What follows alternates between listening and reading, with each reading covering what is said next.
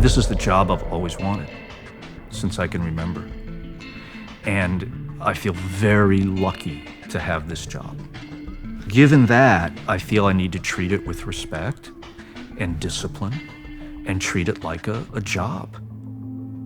My old man was a sailor, and he came out of World War II. He was 17 years old on Guadalcanal with the Marine Corps, so God knows what he experienced. But he came out of that and he said, I want to do three things. I want to float around on the ocean, I want to read books, and I want to see every zoo in Europe.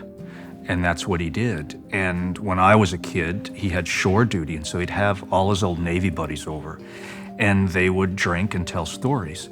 And my dad would pretend to think I'd gone to bed when actually I was under the table, literally at the feet of some of the great storytellers in the world. And as a little boy, I'm thinking, oh man, I want to go to those places. I want to have these stories to tell. And my mom was a librarian in this little country library in Rhode Island where I grew up. So we always had books. Books were sacred at my house. And my sister, who's also a professional novelist, two kids and both writers.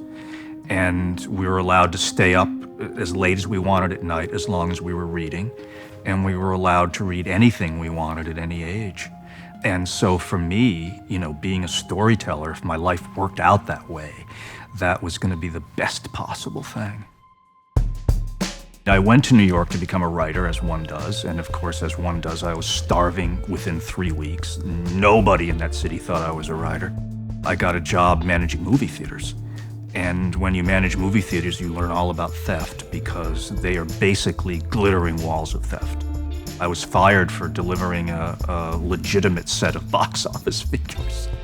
So a buddy of mine took over a chain of legitimate theaters in Times Square, which there were a few. It was mostly porn theaters, but there were also first-run real movie theaters, and was getting robbed blind and brought me in with this detective agency to determine, how people were stealing. And then I just stayed with the agency.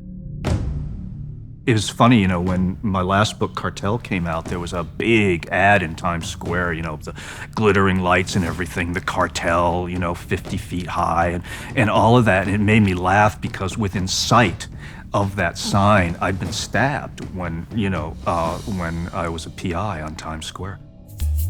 After working as a private investigator in New York City, Don decided to pursue a new career. I was a safari guide in Africa and China. Before I made it as a writer. In fact, I was writing my first book while I was doing that. And it's the same gig in a lot of ways because I'm an enthusiast. Do you know what I mean? If you come down to San Diego, I want to show you that world. And I'm obnoxious, because I really want you to get it, and I'll take you here and I'll take you there, and I'm enthused about it, and that's the way I felt as a safari guide.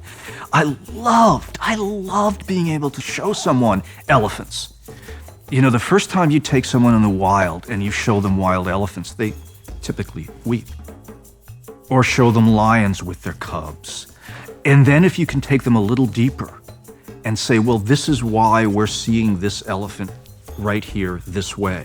This is why the mother's standing here. This is why the baby's there. Now, if you look over there, you'll see this and da-da-da-da-da. I like to give them that next level, as opposed to just saying, well, there's your elephant, check. So I feel very much the same way as a writer. I want to show them what is, but then take them underneath. I love showing people things that I love. While working as a safari guide, Don wrote his first novel, A Cool Breeze on the Underground, the first of his Neil Carey mysteries, until finally shifting his attention to the war on drugs in The Power of the Dog. I never intended to write a single word, never mind books, about the war on drugs. But one morning in 1997, I think, I get up very early, I start work around 5:30 in the morning. And I was reading the local newspaper, and there'd been a massacre in a little town in Mexico just across the border, where we would commonly go for cheap weekends. And I didn't want to write about it, but I wanted to understand it.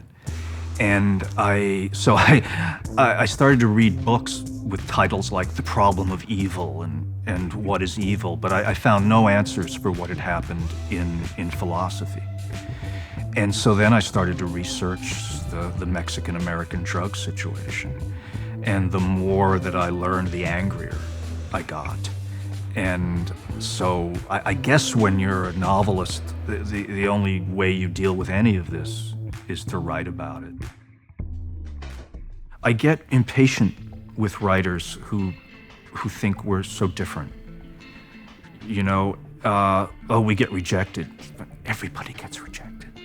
You know, we struggle with what we do. Plumbers struggle with what they do. Everybody does.